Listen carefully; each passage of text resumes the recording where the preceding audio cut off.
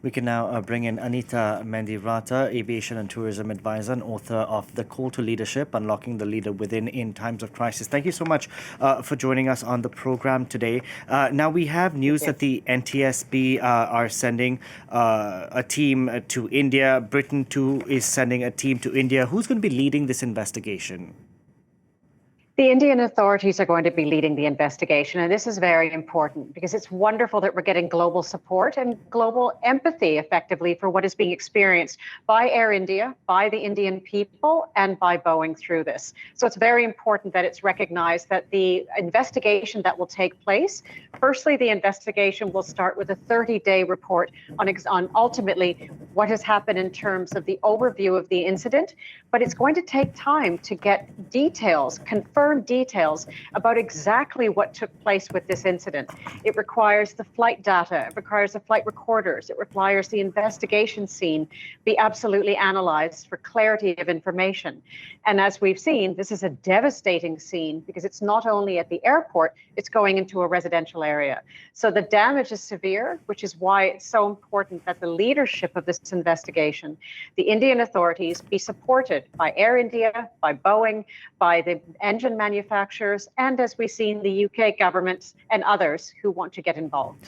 What are you hearing about possible causes of the crash? Because from what I was listening to earlier, I heard that both engines had failed, that a possible bird attack. What could it be? The fact that this flight crashed just minutes after taking off?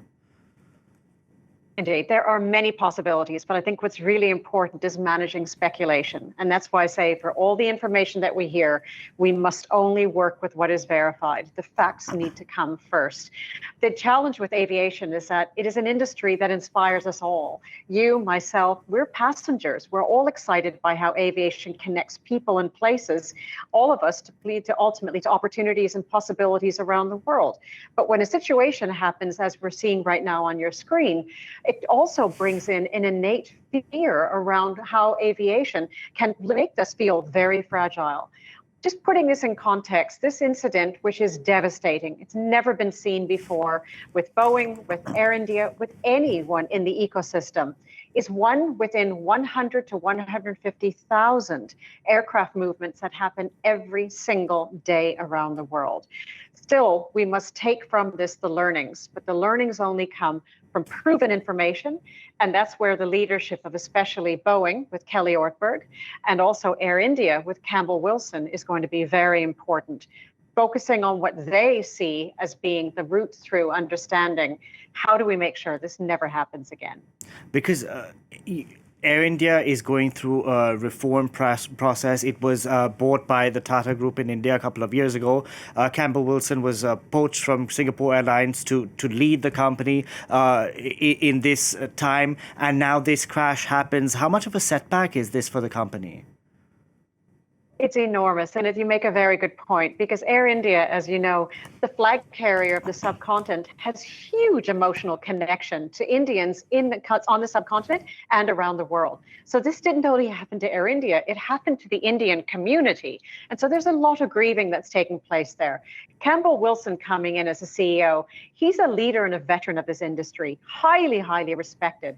And in the last hour, he's actually put out a video message directly communicating to the world around the position of Air India and the depth of seriousness that they take this. And ultimately, as Prime Minister Modi has said, the heartbreak that is being felt. As you've also rightly called out, Air India is going through a transformation process, one that is going to revitalize not only the airline, but Indian aviation. They ordered in 2023 200 new 787s from Boeing, which was a remarkable statement of confidence from Air India in the airline manufacturer, aircraft manufacturer. And they're looking at ultimately making sure that the Indian economy and community can be unlocked to new possibilities through aviation. So he's committed to doing the right thing, but we need to ensure that as he's doing it the right way. And that's why it's about following the investigation, working through that, but also making sure we don't lose focus on the fact that lives have been lost, both those in the aircraft and those on the ground in Ahmedabad. The compassion is needed, the support is needed, and the respect is needed to allow the answers to come out truthfully as they need to again make sure that this never happens to any airline or any airline manufacturer again. Indeed, because Boeing has had a tumultuous couple of years. The company says it is ready to send help and in help in any way, help Air India in the investigation. How long will it take to locate the black box, you think, given that the crash didn't happen in the water, but in a residential area, yes, caused a lot of deaths which wouldn't have been caused if it didn't hit a residential building. But locating the black box, do you think we'd likely get it today or tomorrow? I would be very surprised, admittedly. I am speculating, and I say that very clearly. I'm not applying technical expertise to this. And one of the reasons why, though, I'd be surprised is simply this. Because the aircraft was about to take off, it was fully loaded with fuel.